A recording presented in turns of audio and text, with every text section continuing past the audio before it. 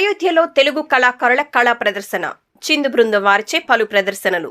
ఉత్తరప్రదేశ్ రాష్ట్రంలో అయోధ్యలో నిర్మించిన రామాలయంలో బాలరాముడు విగ్రహ ప్రతిష్టకు ఏర్పాట్లు జరుగుతున్న వేళ తెలంగాణ రాష్ట్రంకు చెందిన కళాకారులకు అరుదైన గౌరవం దక్కింది.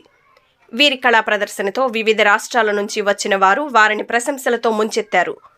శ్రీరామ మందిర పున్న ప్రారంభోత్సవంలో సీతారామ కళ్యాణం, సీత అరణ్యవాసం, లవకుశ, మైరవాణి ప్రదర్శనలను ప్రదర్శించారు.